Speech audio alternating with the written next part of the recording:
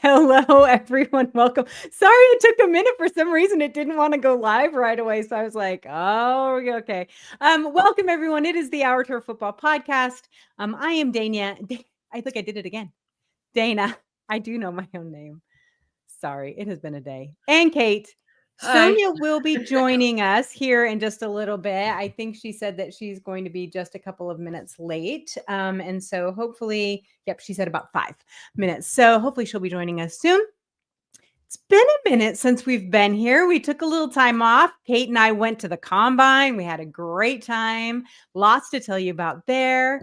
And then last week, it was just kind of crazy. We thought, let's just wait. Let's wait until we get some free agency action, which, holy cow, did we get some free agency action. So we're going to cover a lot of stuff tonight. We might go a little long because that's what we do. We have a tendency to do that. First and foremost, I want to say hi to everyone in our chat. We have missed you guys too. Kristen, Big Red, Darcy, everybody, and Lisa. So Lisa is having some internet problems. So she was like, you know what? I'm just going to join in the chat. So Seven Hearts Farms is Lisa from our show. You guys can feel free and chit chat with her in chat. She'll be the one commenting on quarterbacks all day. Yeah, right. I was going to say, you'll be able to find her pretty easily, right? For sure. Kate, how have you been since the combine? We had a great time. The combine is different than any other NFL event, and it's hard to explain to people once you've been to one. Now that you've been to one, you get it. It's the most up close I think we get with the prospects, with the the players. Yep. It's very media friendly from the standpoint of you're like literally inches I was from these people shaking hands with some of these guys. Yeah, Sonia. Hey y'all. It's very different, and I know a lot of it is probably because they haven't been drafted yet. So these are just college football players who will talk to anyone and everyone because they want to get drafted, they want to get a job. But it's a nice opportunity to see, how they're to meet them, to get to know them a little bit. And I think we're going to talk later about some of the players that we interviewed and met that kind of left an impression on us. And to see where they're at in their development. Some of these guys are still a little raw when it comes to standing up and talking and answering questions. And some of them look like they've been doing it forever. And I always notice there's a big difference between the now and when some of these young men get drafted in another month and a half. They are much more polished when they're answering questions after they're drafted. So it's a fun part of the process. I love it. I really loved it too. It was my first draft. I usually go to the draft. It was my first combine. And so it was very interesting to me, just the difference in the feel where the draft is very celebratory and it's like I always say, it's Christmas Day for the NFL, right? People are so excited. This had much more of a work atmosphere. These kids were serious, but at the same time, you got to talk to GMs. You got to talk to the coaches. We talked to lots of other media members, which was really good because then you get different insights and their thoughts on things. And I think that that's really important. We have a tendency with our social media and everything to get in a bubble, right? And so it's kind of nice to be able to hear kind of some outside thoughts and things. And then to actually talk to these coaches.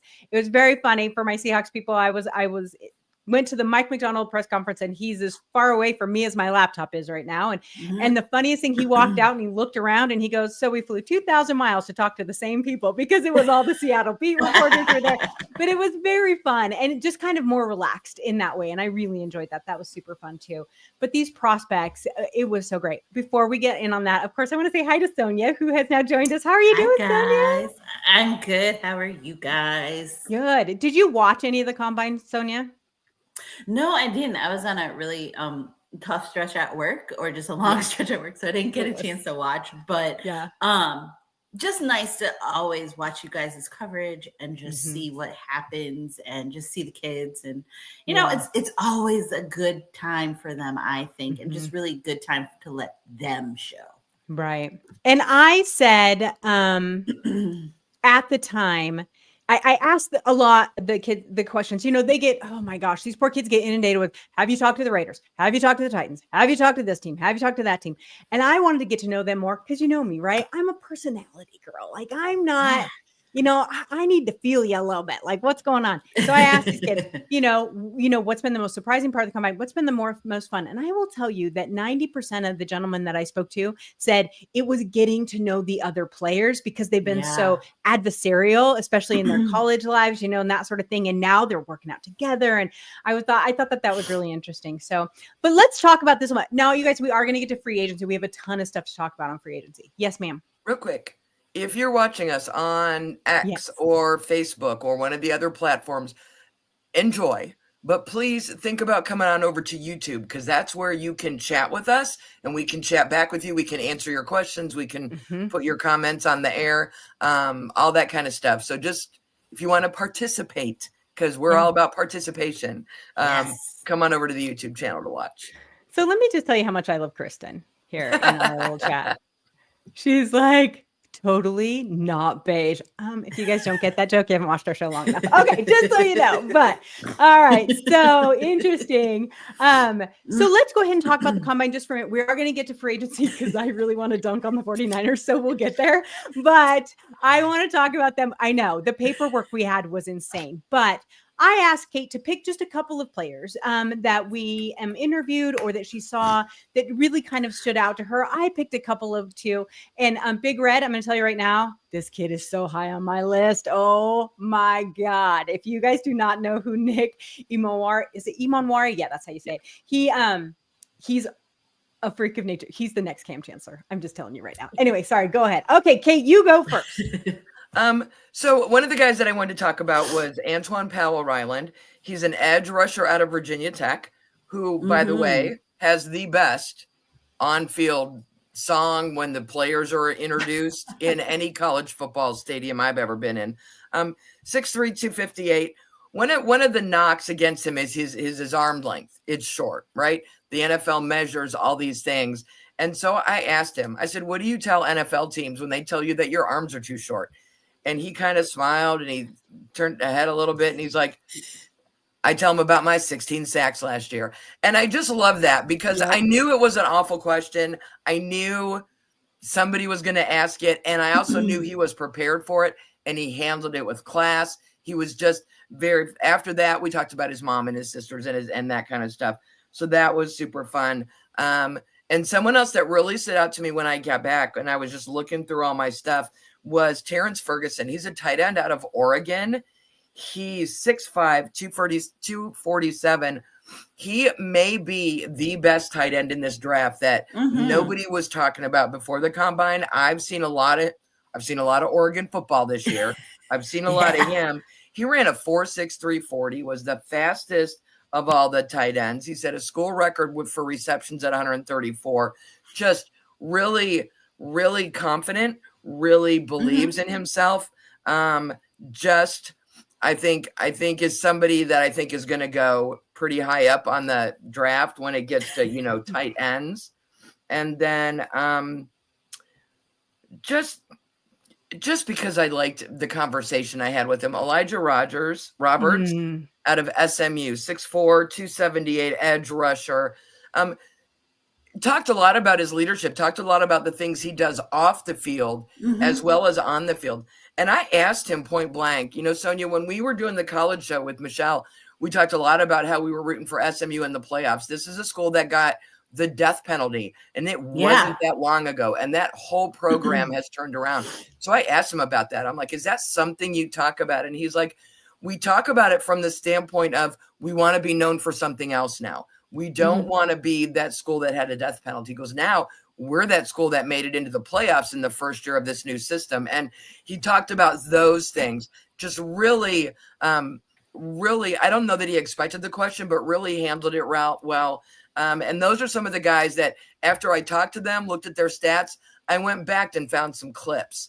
And I think all three of them have a future in the NFL. They're guys that I would love to see again, that I would love to talk to again in a few years, just see how they change and grow and mature through the process. But that was just three of the ones that were the most memorable for me of the 160 some people that I talked to in 3 days. Honest to God, it was so funny. I have to tell you, we're videoing right, left and right, and my arms hurt so bad after 4 days of holding that selfie stick. At least above you had a all those- selfie stick. I'm doing it in my hand. And then at one point I ran out of space storage on my phone. I had to go buy an extra 5 gig of cloud just to get through the rest of the day. Then I'm offloading video and going back again. The guys start to all run together. In my head, I'm like, oh, I remember this guy said this. And then I got to go through my video, find the picture. I'm like, yes, this is the one that's, you know. And so I was doing that today to find Terrence Ferguson, the tight end, was easy. It was the 2 edge guys. I'm like, who was the guy from SMU that I talked to? And who was that guy that I asked that stupid question about his arms that came right back to me? Nice. So I love having these things. I love it because when we go to the draft and people are getting drafted, other people around us are going to be going, who's that? And I'm going to go, oh, that was the kid that told me this. Yes, exactly. Well, I picked a couple also that I really liked. It will be no surprise, some of these, but I'm going to start with one that's going to make Lisa's head spin. So I want to talk about Jackson Dart for just a minute. Now, I didn't get a chance to chat with Jackson Dart. He's a quarterback, but let me tell you, this kid is fascinating to me. I think when you read up on him, and I did watch interviews that other people did later, of all the quarterbacks, I mean, you guys, when Travis Hunter was there, you couldn't get anywhere near that podium. When Shedeur Sanders showed, you couldn't get anywhere near it. It was just crazy. But Jackson Dart, what was really interesting, look at Lisa. Lisa says, hold on. Lisa says, 1 second, hold on. Sorry, old school. She says, thank you, baby Jesus, what Lisa said. So here's the thing. I think it was really interesting. This class is not known for their quarterbacks. Let's just be real honest. I think when you look across, his stock has definitely raised, and I think that had to do with the combine and a few other things. But also what I think is so interesting to me is that he is kind of the quintessential what you're going to get out of this. This is a kid who's going to sit on the bench for 2 years, much like Love did in Green Bay, and soak that up. I think the issues that he has now, yes, people are like his arm. Okay, well, they can work with that, but I just find him the most interesting. So I wanted to talk about a quarterback for just that long because I knew it would make Lisa happy more than anything. And I didn't want people to say, oh, Dana, all you do is talk about defense. But now I'm going to talk about defense. So anyway, then go ahead, Lisa. Kate, go ahead. I was just going to say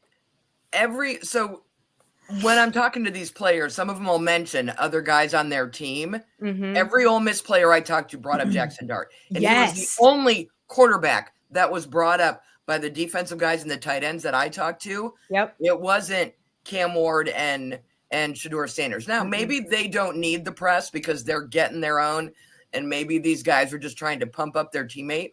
But they all had very good things to say about Jackson Dart in the locker room and as a leader on the field. Yeah, like glowing praises. Not in this, some of it was completely they weren't asked. They were just like, nobody said, so what do you think your quarterback? They would just say, what do you bring? What's your locker room like? What's your leadership? Well, I've been working with Jackson and we do that. Like they just bring him up out of nowhere. Yeah, it's 100% true.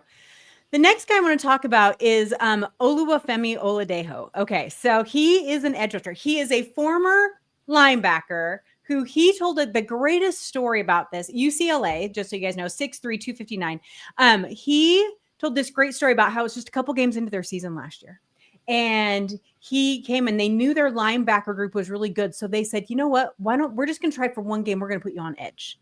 And he never looked back and he blossomed there. And you can just tell he loves everything about it. He said, as a linebacker, you have the green dot. So you're telling all the people all this other stuff and what to do. As an edge rusher, it's like ball snap, go hit somebody. And I was like, oh, you're my guy.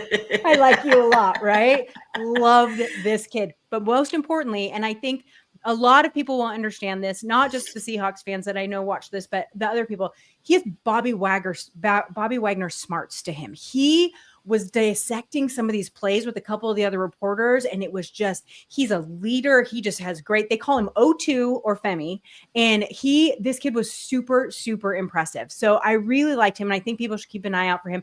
I think he's projected, he's kind of wiggled his way up into some of them into the second round, but this could be a great third round pick too. So definitely keep an eye out for him. Really liked him a lot. And then the last guy I want to pump up is Zoff Frazier. And the reason why I want to talk about Zoff Frazier, this kid was so cool. So for those of you guys who don't know, they have 8 podiums and then they have 3 tables. And the tables are the lesser known guys. Well, Zoff Frazier was at a table. He is long, lanky cornerback out of UTSA, small school. For those who know, that is the same school Tariq Woolen. He played with Tariq Woolen there. But the nice thing is that his coach came with him. He came to watch him because he is so impressed with this kid and he thinks he will make such an impact in the NFL. He wanted to be able to get there and tell people about him. Otherwise, he thought he might get overlooked. 6'3", 186 pounds. He has 4.3, 640. He's had a 10.6 brush up. This kid is so good. And the best thing about him is that he is like a rocket. He just was so fast. I went and watched this. I was so impressed with the way he played.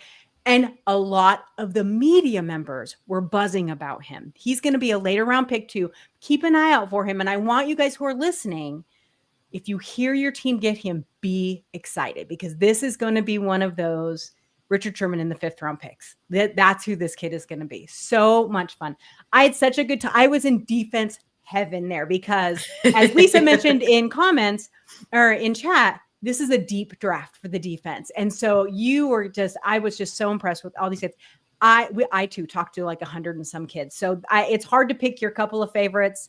I almost picked Robbie Woods because, the kid with the cheesy mustache that Rich Eisen fell in love with. Love that kid. I loved him. He was crazy. He looks 40 years old. I was totally in with that kid. But I think, and he's tight end, but I think that it was really a good experience. So we hope you guys, now let me look back through here. So Big Red's asking about Kyle Kennard. Yes. I spoke to him. Very nice young man. Called me ma'am. Didn't call me sir. I got called sir a couple times. Oh, sorry, ma'am. Because they're just so focused. Yeah. He had really nice things to say about Carolina, about the Gamecocks, about how the staff there really helped prepare him for what to expect at the combine. Not just the interview part of it, with the teams or with the media, but really the workouts, letting him know you're going to be with other players at your position.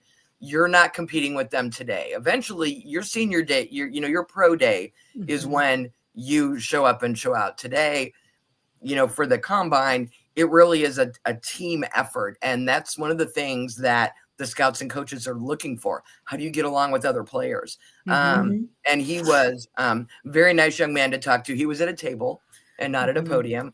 And I like the table guys because I get more time with the table guys. I can have all day with the table guys. They're just so happy someone's talking to them. Those are the best. That's why I told y'all to go see the table guys. I love it. Go see the table guys. Love it. Yeah. It was super fun. This one poor kid, I can't even remember his name. I could look it up, but I have to look at my videos.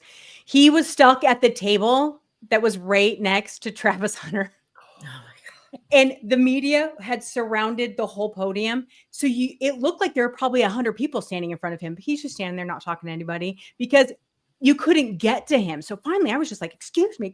I'm like going through all these people. I'm like, you guys can talk to Travis Hunter all you want. I'm going to go talk to this kid. We had a great conversation. He was super fantastic. I'm going to put on Blue Sky which kid that was because I really liked him a lot. He was really good. So awesome. All right.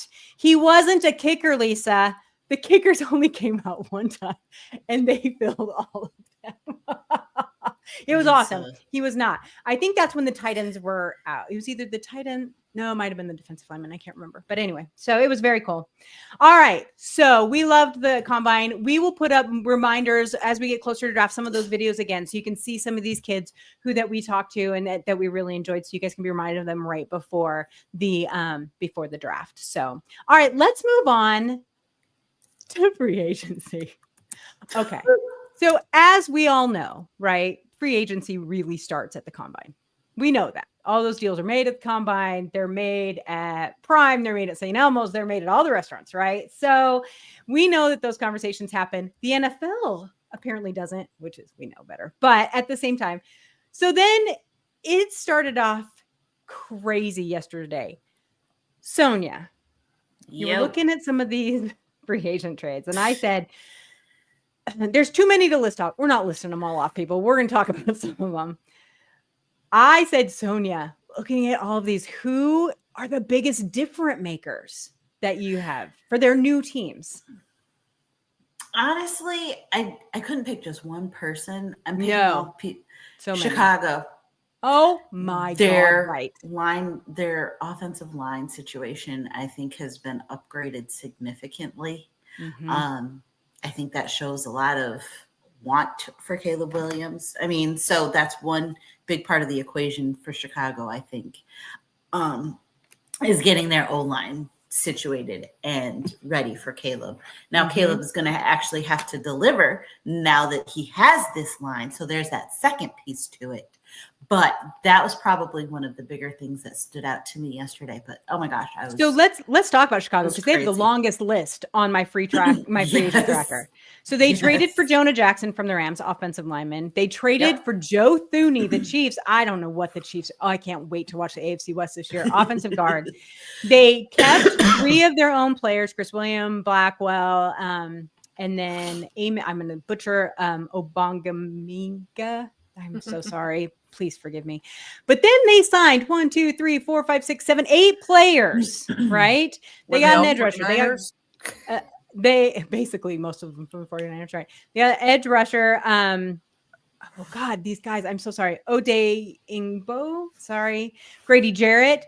They got Drew Dahlman, the center that everyone wanted. They got tight end Smythe. They got safety Moore. They got a long snapper. God love them. And a tight end. But they basically, you are 100% right. They revamped their team in one free agency. What that says to me, Kate, is that they have complete faith in their quarterback.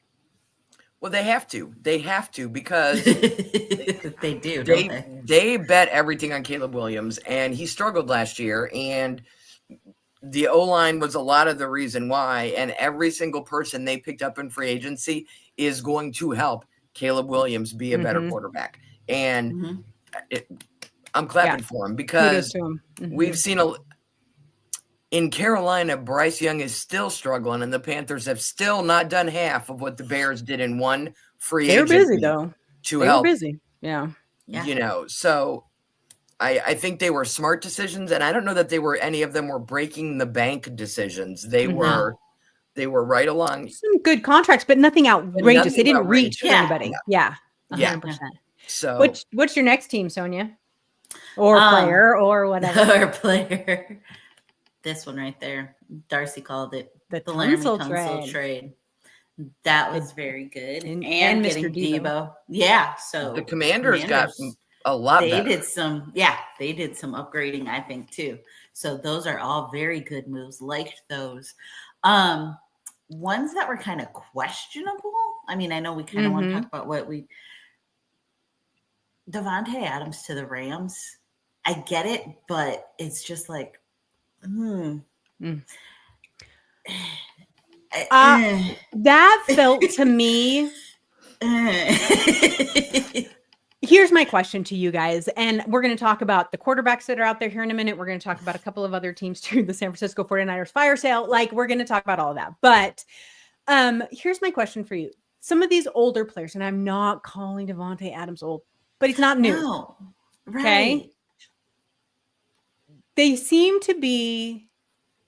Who got traded to the Ravens just this afternoon from the Chiefs? D-Hop. DeAndre. Yeah, so D-Hop. People.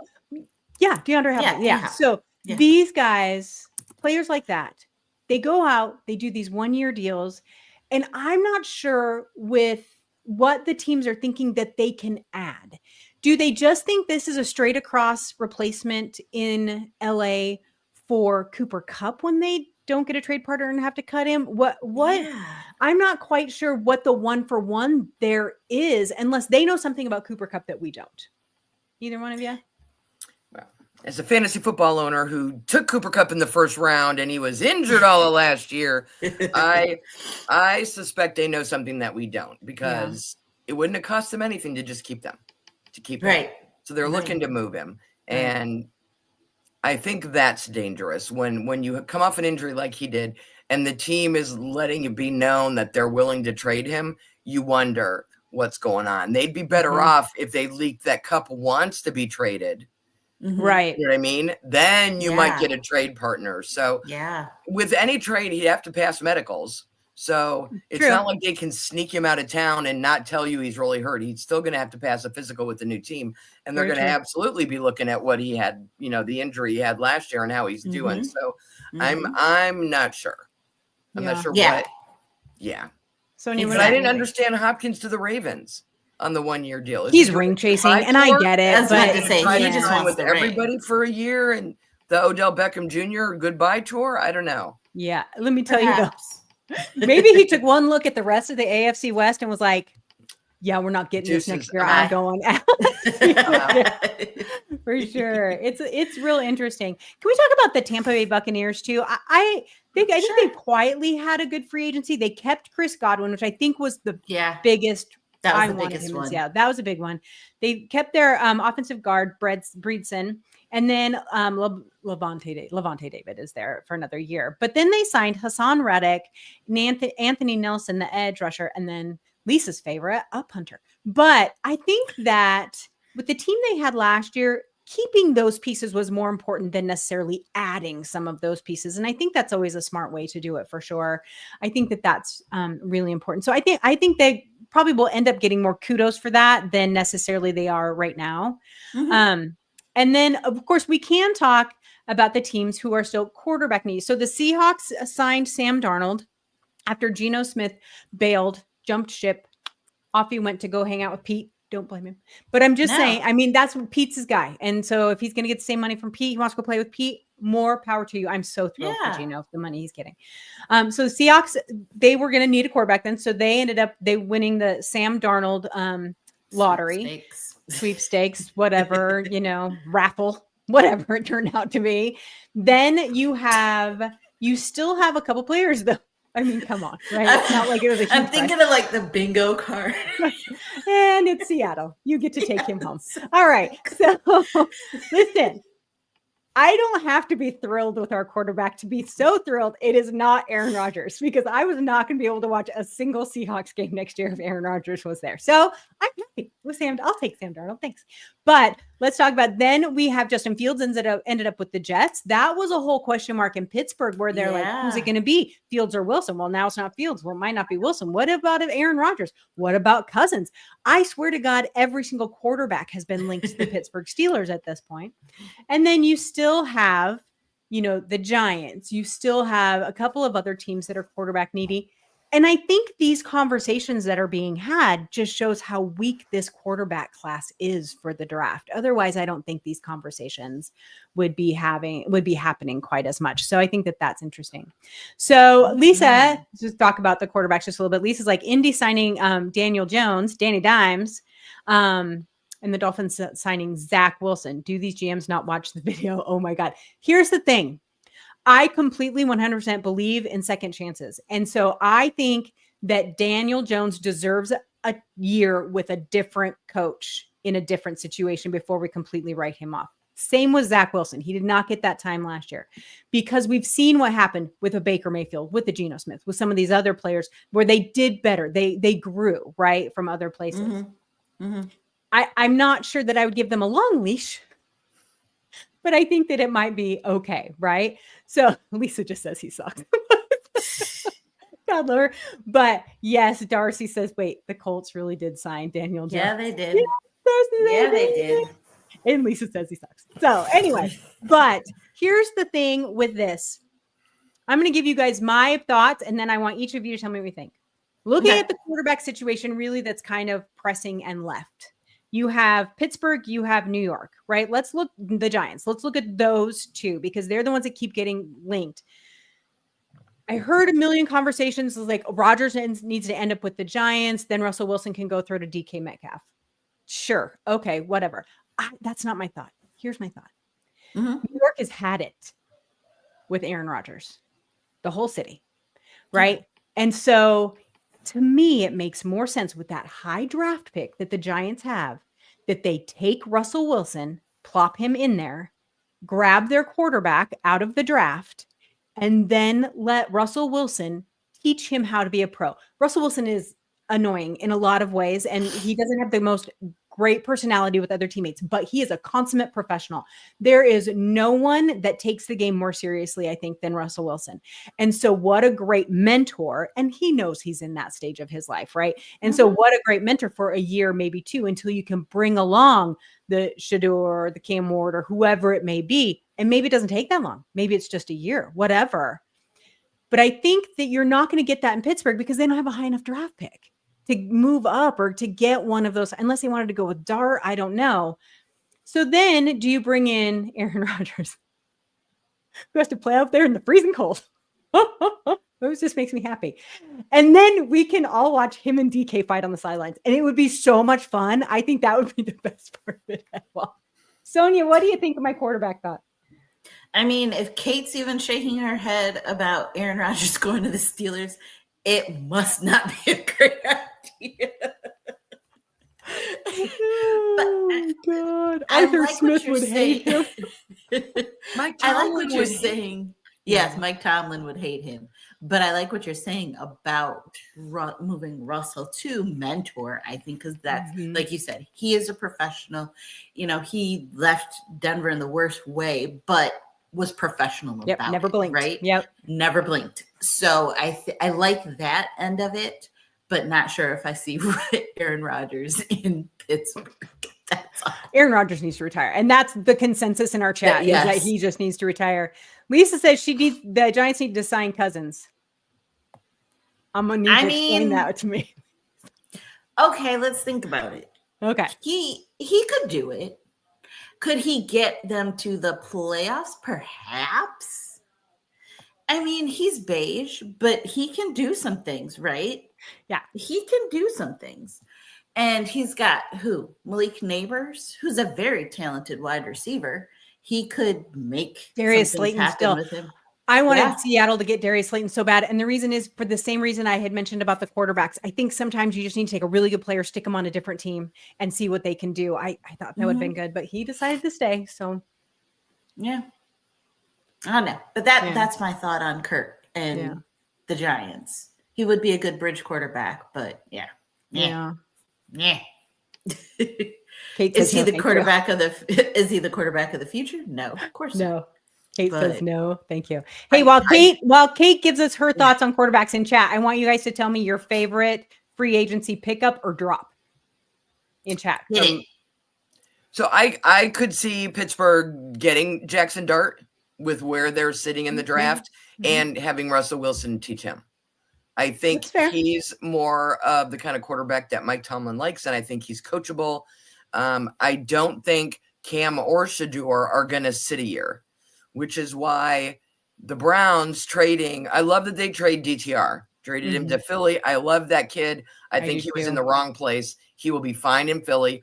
I'm not sure what I'm going to do with Kenny Pickett because I certainly don't for a minute believe it's a quarterback competition in Cleveland. If you're going to draft a quarterback at 2, which they're going to do whether I like it or not, there is no competition. And I'm leaning more and more towards Shedeur with the comments I heard from Kevin Stefanski at the Combine and listening to Shedeur talk. I don't hate the idea. It just wouldn't be. I wouldn't go quarterback, but too many other good players. I don't know. Yeah. I find it interesting that Myles Garrett came to terms with the Browns and signed a deal. You should have not brought that up to me. And then the next thing we hear is that the Browns have traded for Kenny Pickett. And I'm pretty sure he is not, that is not the move Myles needed to believe that this team was going to be a contender. Yeah. I would just like to thank Max Crosby on behalf of all Browns fans for getting his deal done, because that set the bar that the Browns needed to clear for Myles, and they did. They did very much. I'm good. I'm kind of okay with you keeping Myles because I think he's a bit of a sellout now. He's like, I want to win. I want to ring. I want to do this. Oh, wait, lots of shiny money. Give it to me. I'm struggling with it because he's such a good dude. Like I really love him still. Dude, that I don't think this whole thing was a money grab, but I think, at the end of the day, if you tell the team you want to go and the owner won't even meet with you and they're like, no, you're under contract. You're not going anywhere. Yeah. All right, if I'm going to have to stay, then you know what? You're going to pay me. Yeah, and that contract, while huge, is still not as debilitating as the one I'm paying for Deshaun Watson. So it's true. True. I just pity whatever team ends up with Aaron Rodgers, because nothing good can come from that. Nothing good will come to whatever team ends up with him. The idea, I saw somebody in the chat put he should go to Jacksonville and give Sunshine. I'm like, oh Lord, no. I thought maybe Sunshine would be up for trade bait this week. I thought he would too, because he was. I was all about call the Jags, make him an offer, tell Miles, we'll get you Sunshine. You stay in. We're all like, I was working the but honestly, I mean, another one of those deserves a second chance somewhere else to see what they're going to do. You know, I know they just paid him, but still, seriously. So in chat, the rest of the free agent market for quarterbacks, it's Kirk, it's Mariota, it's Jacoby Brissett, it's Jameis Winston. It's not good. I think Pittsburgh needs, since they let Justin Fields go, and that boggles my mind. And I can tell you from reading some of the Pittsburgh sports blogs, it's boggling all the fans' minds of how they let him go. They need to get Russell wrapped up and decide what they're going to do at that position. Yeah. The entire AFC North is a hot mess. The Bengals have done almost next to nothing in free agency. And with the issues they had last year, the Browns are a mess. The Steelers now are questionable at the quarterback position. And the Ravens can't win a playoff game. So I'm like... A year ago, we thought this could be the best division in football, and now I don't know that any of them have done themselves any favors yet in free agency. Yeah. All right. So Kristen says her favorite was drop DK. Thanks for taking me off our hands and giving us second round pick. Here's the thing for my Seahawks, non-Seahawks people. Here's the thing with DK. DK in the media thinks he walks on water. And I think it's because he's an athletic freak and he chased down, Buda Baker, and that was such a huge deal and blah, blah, blah, blah. His production has not been great the last few years. And he has a tendency to have a chip on his shoulder, as you guys might have noticed. And so Seattle, I don't think had any intention in paying him not $30 million a year. And so if he could get it somewhere else, I'm all about go get your money. Good for you. You know what I mean? So I hope he's happy there for sure. Because can I tell them what you said in our group chat? Sure. I'm going to get murdered for this. There was all kinds of Seahawks news coming across my feed. And then I saw the F news, and in our little Our Turf group chat, I went DK with a bunch of question marks, and Dana went, don't let the door hit you on the way out. Sorry. I really love DK because I love players with personality, but I knew someone was going to pay him a stupid amount of money. And if we could get a pick for it, awesome. Had it not been at least a second, I would have been real pissed. He was definitely worth a second. So that was really good. But I didn't take it as you didn't like him. I just took it as you were like, oh, well, go get your money. We're not paying you to stay. He's been unhappy for a while. So, and everyone's like, oh, he's going to end up with Pete and the Raiders. I'm like, no, who knows? It's not going to happen. Darcy says that he likes the Harris move for the Chargers. I do too. I think that was going to be really good. Take some of that pressure off of Herbert. I think that's going to be really good. Can we talk about the AFC West for just a minute? So Denver, amazing free agents to their defense. They did exactly what they needed to do. And I hate to give Sean Payton any kudos, but that was amazing. Pete is putting together a fantastic team with the Raiders, addressing all of their needs. And I think that is a combination of Pete and Tom Brady. So I think that's been really interesting. And Geno is the perfect quarterback for that right now. He's great in Pete. Like, I think he'll do well with Chip Kelly there. I think that's going to be good. And then you have the Chargers, and Evil Harbaugh knew exactly what he wanted. He wasn't going to overpay for DK. He wanted this, he wanted that, and he went and got it. And then the Chiefs, they lose their guard, who they already had a questionable line. They've lost multiple players. They've kept a couple, and they got the running back from San Francisco in the San Francisco fire sale. And so that Elijah, oh God, I can't remember. Anyway, I'm so sorry. Elijah Moore. Is that what it is? Yeah. And so they got him. And so I think that's going to be very good for the Chiefs. But I think the AFC West has leveled out a little bit. And so it's going to be really interesting to see kind of what happens there this year. I think that's going to be really good. But so anyway, can I say one thing before we go? Because I know we've run a little bit over. The one thing that has been completely forgotten about in this whole free agency is the biggest news. It should be the biggest story. Josh Allen, 6 years, $330 million contract. It was a blip. It was a blip across the thing. And I was like, wait a minute. Is no one talking about he just set this record? I'm like, what are we doing here? We're talking about some, tight end that got picked up somewhere. This is such a big deal. I think that happened for a couple of reasons. I'd love your thoughts on it. Number one, I think it was deserved. I mean, this was without question a great thing for Buffalo. It was a great thing for Josh Allen and the work that he's done there. I think that that's huge. So, but no one is talking about it. Are we that blind to quarterback contracts now, Sonia? Is it like we just don't even think twice about them anymore? I think so. But I also think that it was deserved. And so that's probably why we don't hear as much about it. I think if, say, Darcy didn't even know. Darcy, I'm telling you, right? Like no one even knew. Poor Darcy didn't know that, didn't know about Indy. But anyways, I think it's just because it was kind of well-deserved and par for the course. I think that that's why, and he's deserving of it. Right. I think had it been somebody like a Zach Wilson or something like that, then we really would have heard about it and been talking about it. Because, exactly, Kate. Like crazy. And Lisa, a lot of criticism on the social media, and I just wanted to tell people on behalf of a fan base whose team doesn't have a quarterback, shut up and sit down and be happy. Like, agreed, it was deserved. I know they don't have an AFC championship or a Super Bowl, but they are a damn good football team. There was nothing surprising or shocking about it. It was like, good, they locked him up. They should have locked him up. Yes, exactly. Thank you for doing the right thing. Next. Yep, exactly. I think the Myles Garrett $40 million was more surprising to people than the Josh Allen, money. And Lisa, and nobody's going to argue with it. Unfair, except for Lisa, who is a diehard Dolphins fan. Until he beats Mahomes, he's beige. It's not true, and you know it. You're just a little jelly. You know you're a little jealous. I'm just saying, just a little bit. Those division rivals are bitter. It is. Right. Like me reveling in the glory of the 49ers dumpster fire. I'm so excited the Steelers are a mess at quarterback. So 11 players they lost that were starters. It's like they have to play block. That's what happens when you have to pay your quarterback. So anyway. Yep. All right, everyone. Well, that is all for us. Now, I want to let everyone know a couple of things. First of all, our off-season schedule is kind of hit or miss. We do shows if news breaks. We try and do at least one, sometimes two shows a month, but we do take a couple weeks off here and there just to give ourselves a little bit of a break till it gets closer to the draft. And then we're going to start doing a couple more shows right around there. So it's really important that on YouTube, you hit that subscribe button so you get alerted when we are going to go live. And then, of course, watch our socials.